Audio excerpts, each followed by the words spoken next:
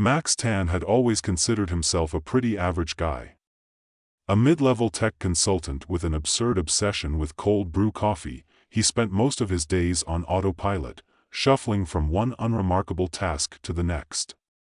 His small, crammed apartment reflected his life, cluttered, a little dingy, and not a place anyone would want to visit unless they had no other choice. He'd never been much of a visionary. If anything, Max had always prided himself on his ability to remain comfortably numb to the emotional landscape of the world around him. Feelings were just too much work, that was, until one Tuesday afternoon changed everything. It happened in the most unexpected of places, a rundown coffee shop. Not a hipster one with exposed brick walls or artisanal pastries, but one of those dark, windowless holes in the wall where the scent of stale espresso and burned toast never quite fades. The kind of place where time stood still, and the only thing that moved were the customers, head down, eyes glazed, wrapped in their own little worlds. And that's where Max was, as usual, sipping a latte with too much foam and scrolling through his phone like a zombie. He had just finished reading an article about how people are more stressed out than ever before, and he was about to click on something equally useless when he felt it. A strange sensation crept up his spine, a tingling sensation, like someone was trying to claw their way into his mind. It wasn't anything he could explain, but it was undeniably there. He sat up straight in his chair, his fingers gripping the coffee cup tighter. His heartbeat sped up, and suddenly, everything around him became clearer. He could hear the couple at the table near the window talking about their plans for the weekend.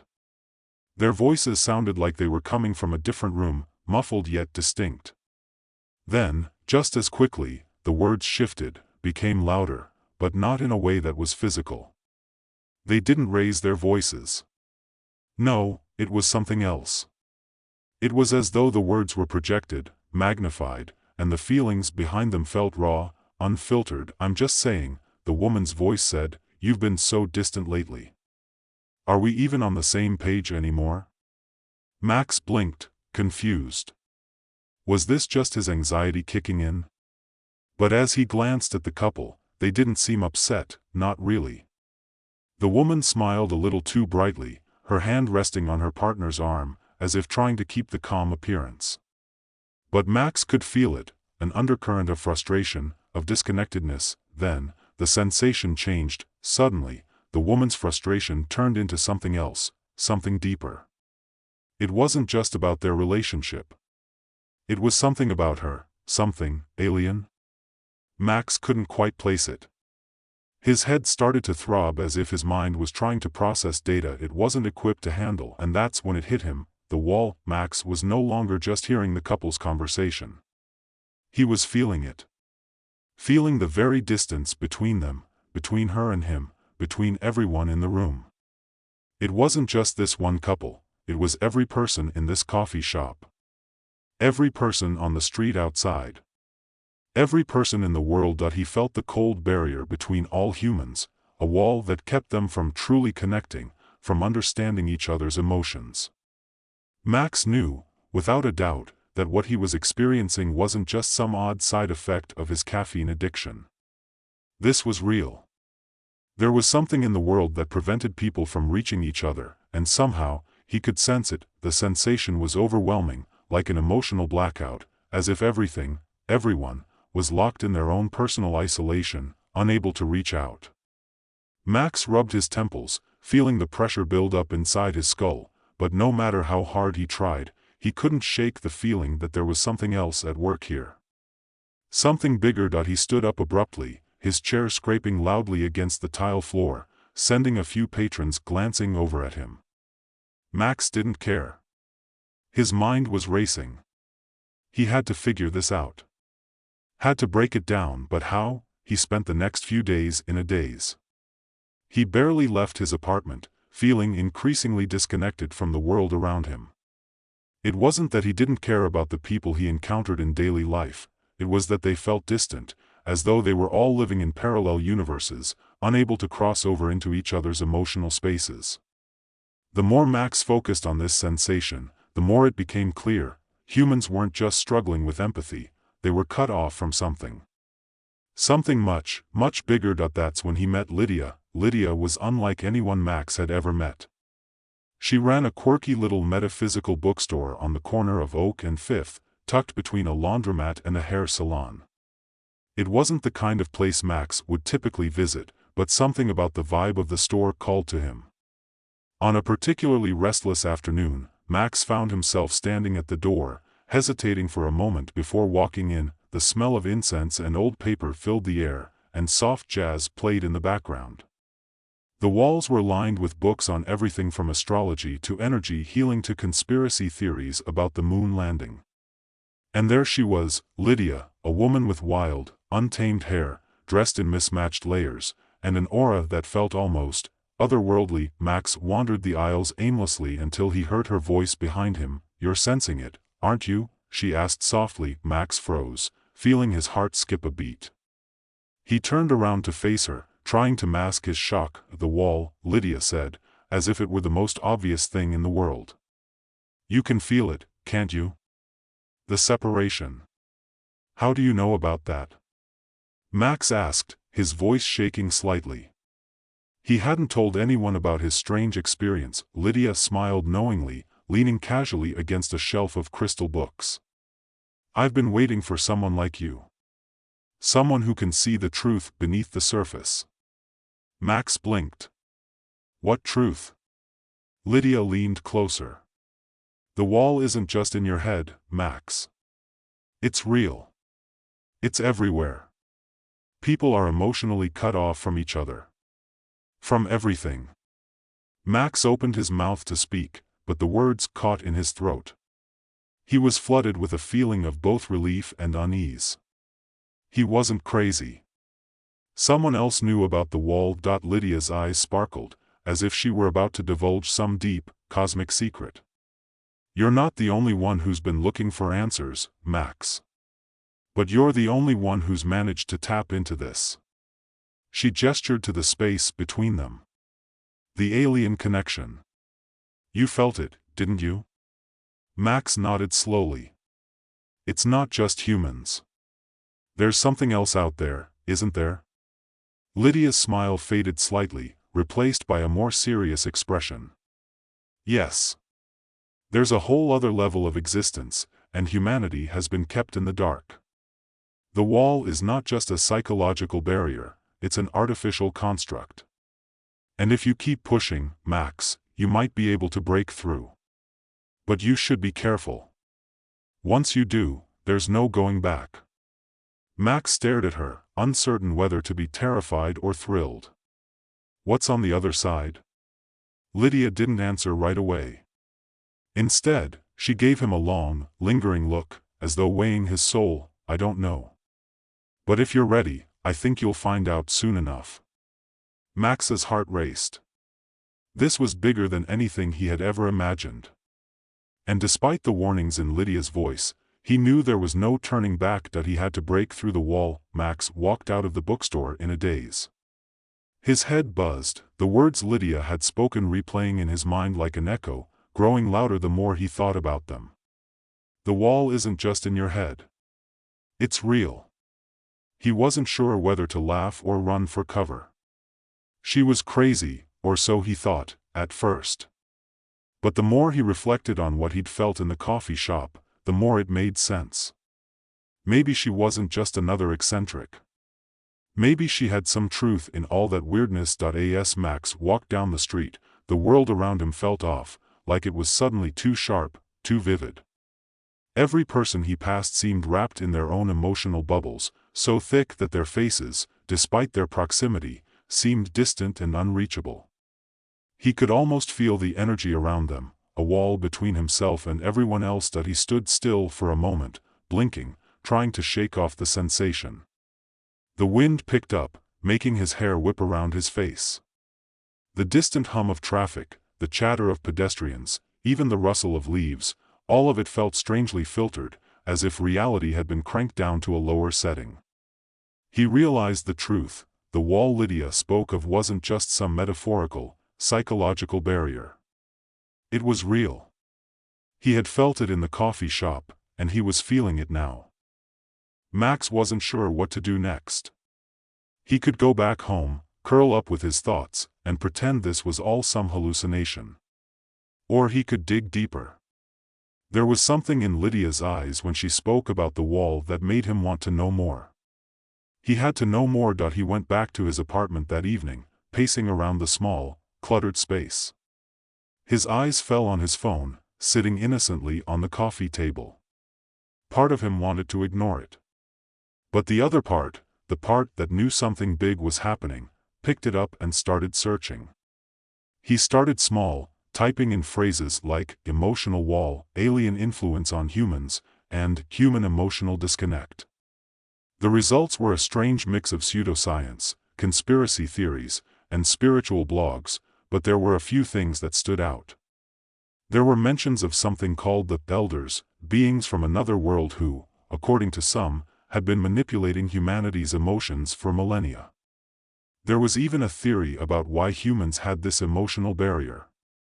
The theory was ludicrous, but it made Max's pulse race. According to the obscure websites, the aliens, these elders, had built the emotional wall long before humans evolved, during the very first stages of civilization. The wall was designed to keep humanity from realizing its true potential.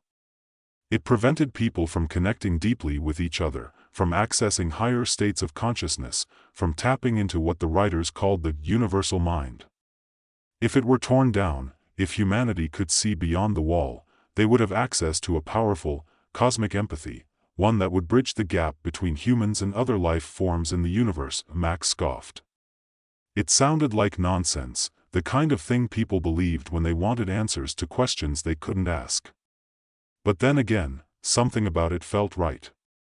The way his mind buzzed when he thought about it, the way Lydia had reacted to him, there was no denying it. There was something more. The wall was real, and whatever Lydia had hinted at, Max was determined to find out. The next few days passed in a blur. Max's work as a consultant was becoming harder to focus on. Every time he glanced at his computer screen, he was reminded of the invisible barrier that separated him from the rest of the world. The thing was, it wasn't just that he could sense the disconnection, it was becoming more and more painful to feel it. His interactions with others became grating. People in the office walked around like robots, their emotions so closed off from one another that it felt like they were all wearing masks. Even when he tried to talk to his colleagues, it felt like there was an impenetrable distance between them. At night, Max would sit alone in his apartment, staring at the ceiling, trying to figure out how to break through the wall. He wasn't even sure what that would look like, what it would take. He knew he needed to talk to Lydia again, but she had been elusive, disappearing into her bookstore as if the whole thing had been a dream.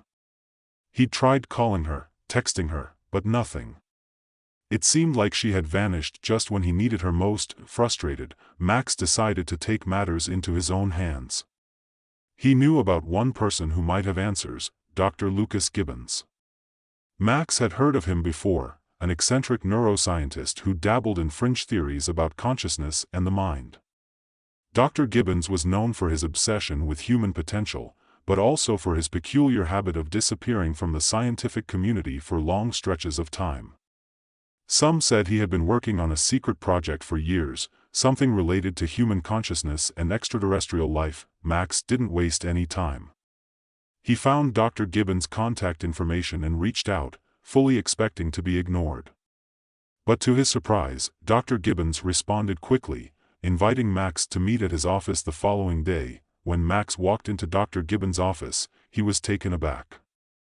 It wasn't anything like the sterile, cold offices he was used to. Instead, the room was cluttered with books, old papers, and strange artifacts that Max couldn't quite identify. The air was thick with the smell of incense and something faintly metallic, like the scent of old coins. Dr. Gibbons himself was a tall man with wild, unkempt hair and thick glasses that made his eyes look even larger than they were. He stood up when Max entered, offering him a firm handshake. Max Tan, right? Please, come in. I've been expecting you. Max hesitated. Expecting me? How did you know? Lydia told me. Dr. Gibbons gestured for Max to sit. She's been keeping an eye on you. She said you're starting to perceive the wall. Max felt his heart skip a beat. The wall, he repeated, more to himself than to Dr. Gibbons. Yes, Dr. Gibbons said, sitting back in his chair and crossing his arms. The emotional barrier between humans and, well, everything else. The one that keeps us locked in our own little bubbles. The one that prevents us from reaching our true potential. It's not just psychological, you know. Max blinked. You're saying it's real, too? Dr. Gibbons leaned forward, his expression serious. Oh, it's very real. But the truth is, it's not something you can just break through easily. The wall was put in place by the elders, ancient beings who wanted to keep us from evolving. They knew that if we were to ever awaken to our true emotional potential, we'd be able to communicate with other life forms, beings from the stars. That's why the wall exists. To keep us in the dark. Max's pulse quickened. It was exactly what Lydia had said, only this time, there was a scientist telling him the same thing. It felt real. So what do I do? Max asked. How do I break through?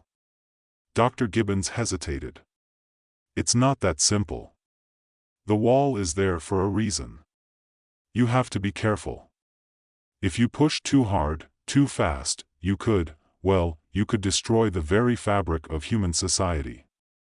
If you tear it down completely, people will be overwhelmed by emotions. Their minds won't be able to handle it. It's like opening a floodgate. Max swallowed. But, if I don't try, if I don't break through, then what? We stay like this forever? Dr. Gibbons looked at him, his eyes filled with a mixture of empathy and concern. No. The wall won't hold forever. You've already started the process. The question is, how much chaos are you willing to risk to break through? Max stood up. I don't know if I'm ready for this. But I can't go back.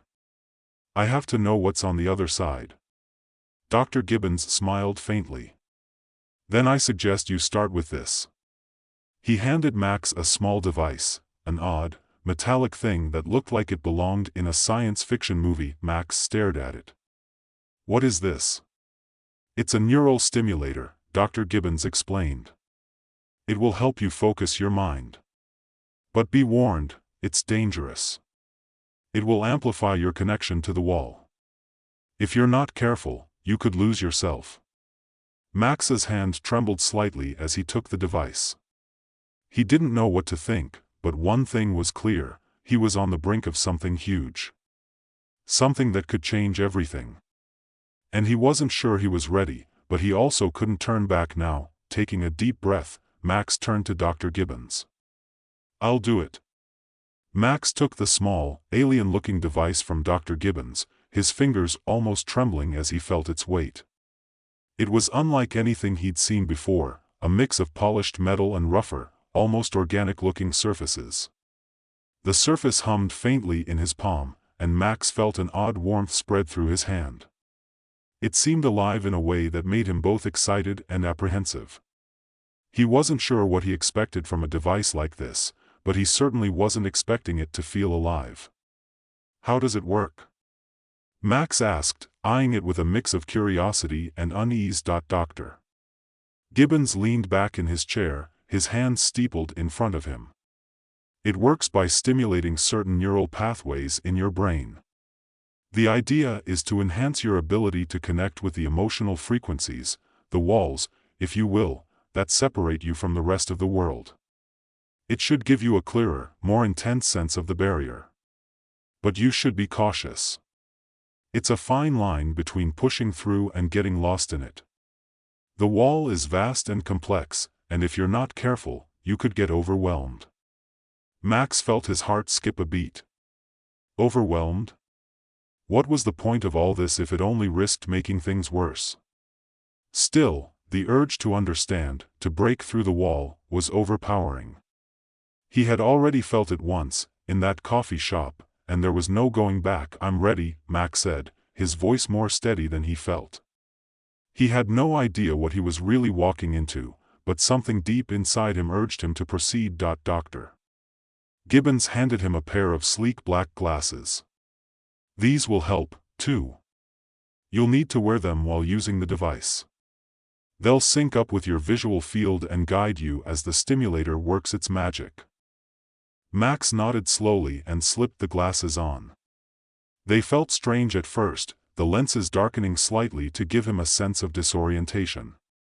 When he looked at Dr. Gibbons, his outline was sharper, more defined, but the background seemed strangely out of focus.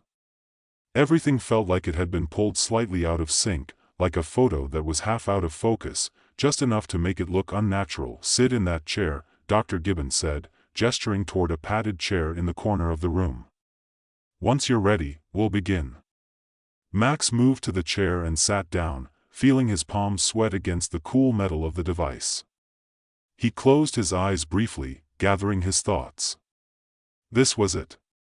He was about to open himself to something bigger than anything he could have imagined.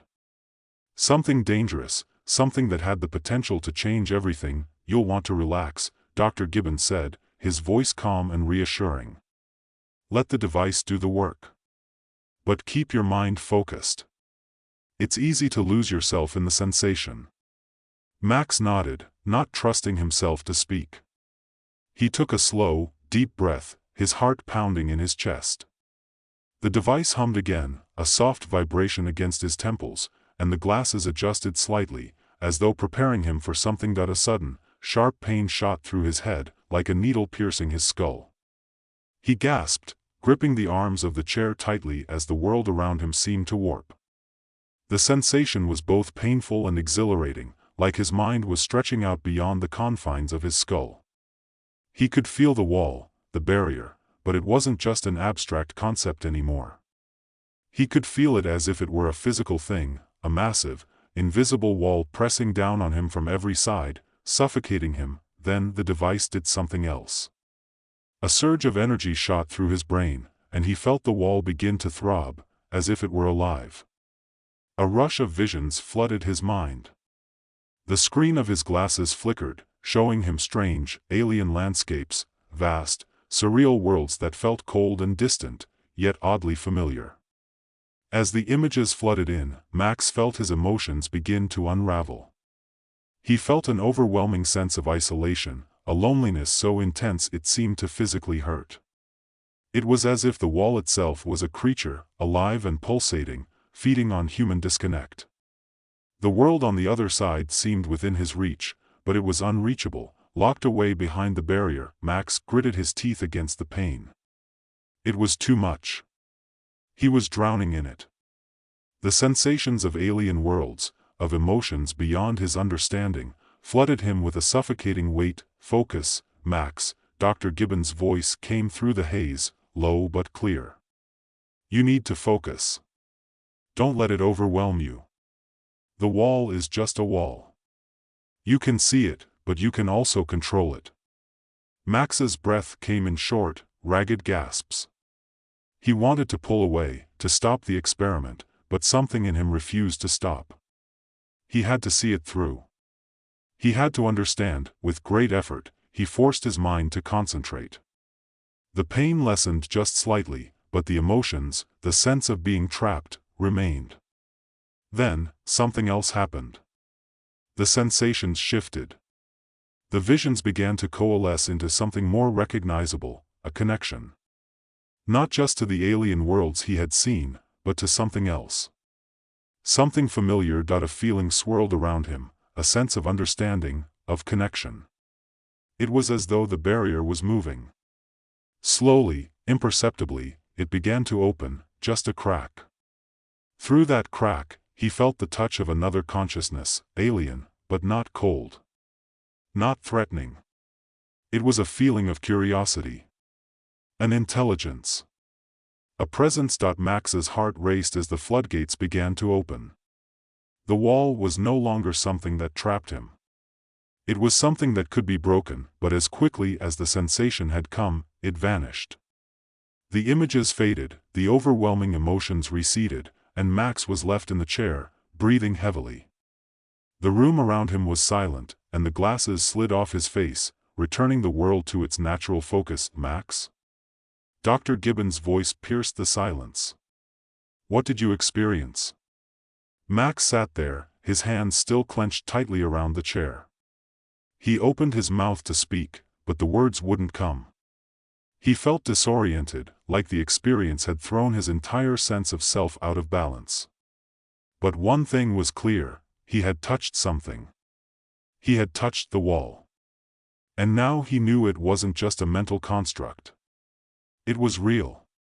And so were the beings on the other side. I felt it, Max said finally, his voice hoarse. I felt them. The aliens. They're out there. They're waiting. Dr. Gibbons' expression was unreadable. Yes, he said quietly. But now you've seen what happens when the wall begins to weaken. The connections are unstable. We're not ready. Humanity is not ready. Max shook his head, his thoughts spinning. What happens if we tear it down completely? Dr. Gibbons stood up slowly, looking out the window with a contemplative expression. The consequences would be catastrophic. The emotions would flood every person on Earth, all at once. There's no way to control it. People would lose themselves. Society would break down. Chaos. Max felt a cold chill run down his spine.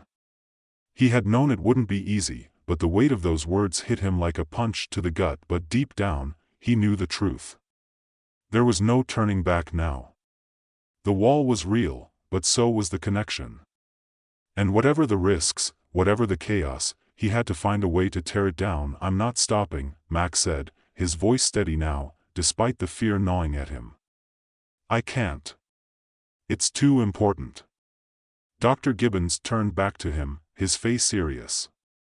Then be careful. If you push too hard, Max, you may destroy the world before you ever get the chance to understand it. Max didn't respond immediately. He was lost in his own thoughts, consumed by the weight of the decision ahead of him. It felt impossible, but it also felt like the only thing that mattered. The wall was just a wall. And walls could always be torn down.